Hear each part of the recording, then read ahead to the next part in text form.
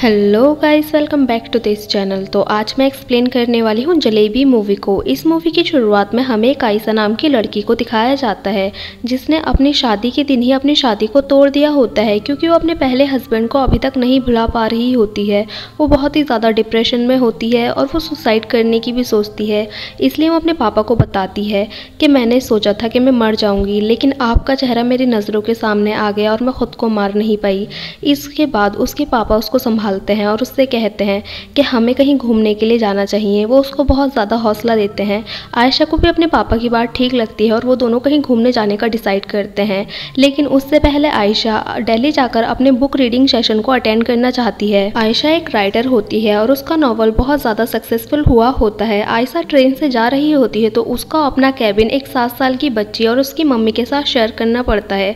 उसकी मम्मी का नाम होता है अनु और उस बच्चे का नाम होता है पुल्टी।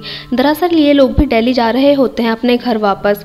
आयशा को उस औरत से बात करने के बाद पता चलता है कि वो उसके एक्स हस्बैंड देव की वाइफ है। ये बात सुनकर आयशा बहुत ज़्यादा हैरान हो जाती है। इसके बाद मूवी में हमें 7 साल पहले का सीन दिखाया जाता है जहाँ पर हमें आयशा और देव की स्टोरी को दिखाया जाता है। यहाँ पर हमें पता चलता है कि 7 साल पहले आयशा अपने नॉवल के लिए कुछ रिसर्च करने के लिए मुंबई से दिल्ली आई थी अपने फ्रेंड के साथ और यहाँ पर वो देव से मिलती है जो कि दिल्ली का एक लोकल गाइड होता है। और जो देव होता है वो अपने काम को बहुत ज़्यादा पसंद करता था और वो अपने काम को बहुत अच्छे से करता है। तो आयशा को देव पसंद आ जाता है। देव आयशा को ओल्ड दिल्ली बहुत ही अच्छी तरह से दिखाता है और हर एक चीज़ को डिस्क्राइब करता है।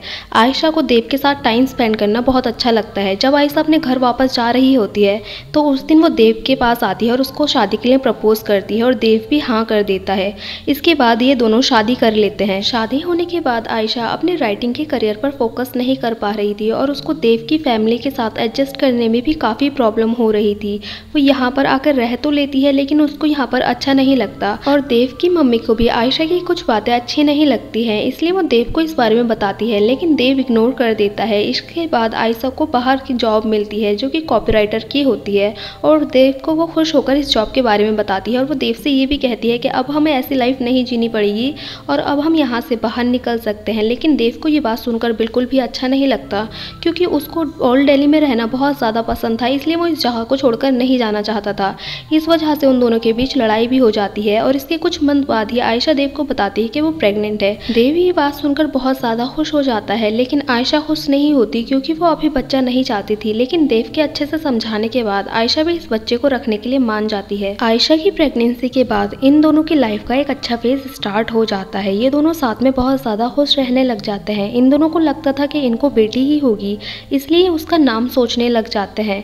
यहाँ पर इन दोनों को पहले कुछ समझ नहीं आ रहा होता है लेकिन इन दोनों को एक दिन आइडिया आता है कि ये दोनों अपने नाम को जोड़कर यानी कि आयशा और देव को जोड़कर अपनी बेटी का नाम दिशा रखेंगे। लेकिन अनफॉर्चुनेटली आयशा का मिसकैरेज हो जाता है और जो देव की माँ होती है वो आयशा को ही इसके लिए जिम्मेदार ठहरा रही होती है। देव और आयशा इस मिसकैरेज से बहुत ज़्यादा परेशान होते हैं और डिप्रेशन में होते हैं। लेकिन आयशा को उसकी मॉम का खुद पर ऐसे इल्ज़ाम लगाना बिल्कुल भी पसंद नहीं आता और वो देव की माँ के बारे में कुछ उल्टा सीधा बोल देती है। देव को ये बात सुनकर बहुत ज़्यादा गुस्सा आ जाता है और वो आयशा को बहुत ज़्यादा डांट देता है और इसी के बाद से इन दोनों के रिलेशन खराब होना स्टार्ट हो जाता है। देव और उसकी माँ इसके बाद से आयशा को खुश रखने की बहुत ज़्यादा कोशिश करते हैं लेकिन आयशा इससे ज़्यादा इस घर में एडजस्ट नहीं कर पाती और एक दिन वो डिसाइड करती है कि वो इस घर को छोड़ देगी और वो अपना सामान पैक करके इस घर से जाने लग जाती है। देव और उसकी बहन आयशा को रोकने की कोशिश करते हैं लेकिन आयशा नहीं रखती और वो इस घर को छोड़कर अपने पापा के घर चले जाती है। आयशा के जाने के कुछ टाइम बाद देव, उसकी माँ और उसकी बहन आयशा को मनाने के लिए उसके घर जाते हैं और वो इन दोनों को सलाह देते हैं कि इन दोनों को साथ में घूमने के लिए कहीं बाहर जाना चाहिए।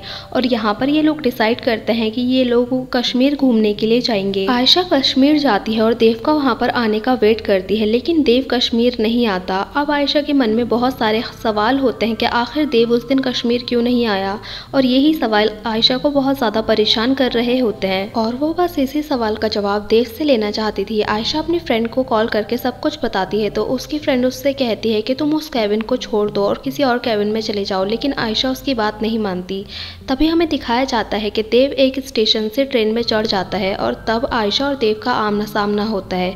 ये दोनों एक दूसरे को बहुत साल बाद देख रहे होते हैं। दरअसल आज उसकी वाइफ अनु का बर्थडे होता है और देव उसी को सरप्राइज देने के लिए इस ट्रेन में चढ़ा होता है। अब वो अपनी वाइफ के पास जाता है और उसको बर्थडे विश करता है। अब अनु देव को आयशा से मिलवाती है और आयशा नोटिस करती है कि देव अपनी फैमिली के साथ बहुत ज़्यादा खुश है और वो मूव ऑन कर चुका है। देव अपनी बेटी से बहुत ज़्यादा प्यार करता है। यहाँ पर आयशा को पता चलता है कि देव की बेटी का असली नाम दिशा है और ये बात सुनकर वो बहुत ज़्यादा गुस्सा हो जाती है। वो बाहर देव के पास जाकर उससे बात करती है और उसको बहुत सुनाती है और कहती है तुमने अपनी बेटी का नाम दिशा कैसे रखा। इसके बाद हमें दिखाया जाता है कि जब देव और दिशा ट्रेन से किसी काम से नीचे जाते हैं तब अनु आयशा से बात करती है और उसको बताती है कि जो दिशा है वो देव की और अनु की बेटी नहीं है, बल्कि वो तो उसके बॉयफ्रेंड की बेटी है जिसने शादी से पहले ही उसको छोड़ दिया था। और देव ने उसकी बेटी पुलटी और उसको अपनाया, लेकिन शादी से पहले बस उसकी एक ही शर्त थी कि उनकी बेटी का नाम दिशा होगा। इसके बाद हमें दिखाया जाता है कि ट्रेन दिल्ली पहुंच जाती है। यहाँ पर देव और उसकी बेटी ट्रेन से उतर जाते हैं, लेकिन अनु आयशा से बात करते हुए कहती है कि उसको स्टार्टिंग से ही पता था कि तुम देव की फर्स्ट वाइफ हो, लेकिन उसने उसको नहीं बताया। और वो उससे कहती है कि तुम्हें देव को मुझे देने के लिए थैंक यू, और वो उसको अपने घर आने के लिए भी इनवाइट करती है। इसके बाद वो ट्रेन से नीचे चली जाती है। जब अनु नीचे जाकर देव को देखती है तो वो बहुत ज़्यादा परेशान होता है, क्योंकि वो एक बार आयशा से मिलना चाहता था और उसको अपनी दिल की बात बताना चाहता था।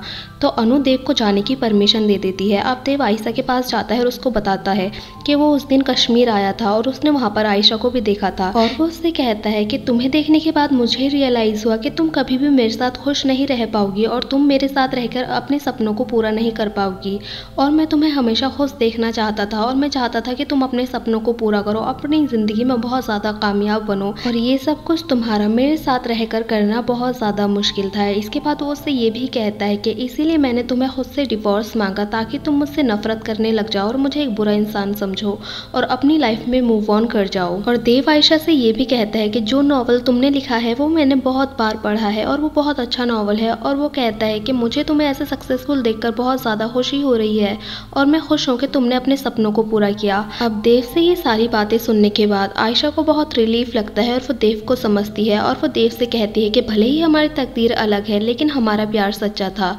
और वो दोनों एक दूसरे से वादा करते हैं कि अब वो हमेशा खुश रहेंगे और अपनी ज़िंदगी को अच्छे से जिएंगे। इसके बाद ये दोनों अपने अपने रास्ते पर चले जाते हैं और देव उससे कहता है कि मैं तुम्हारी अगली नॉवल का वेट करूंगा। इसके बाद हमें दिखाया जाता है कि आयशा भी अब अपनी लाइफ में मूव ऑन कर रही होती है, क्योंकि देव से उसके सवालों के जवाब मिलने के बाद वो बहुत रिलीफ महसूस कर रही होती है और वो अपनी नई नॉवल पर काम करना स्टार्ट कर देती है। इसके बाद हमें दिखाया जाता है कि जब देव मार्केट में घूम रहा होता है तो वो एक बुक स्टोर में जलेबी नाम की बुक को देखता है, जो कि उनकी लव स्टोरी पर बेस्ड होती है। और ये मूवी यहीं पर एंड हो जाती है। सो गाइस, अगर आपको ये मूवी अच्छी लगी हो तो लाइक करें इस वीडियो को, शेयर करें और कमेंट करें और सब्सक्राइब करें इस चैनल को, और हमें हमारी फैमिली को बड़ा करने में हेल्प करें। Thank you for watching guys.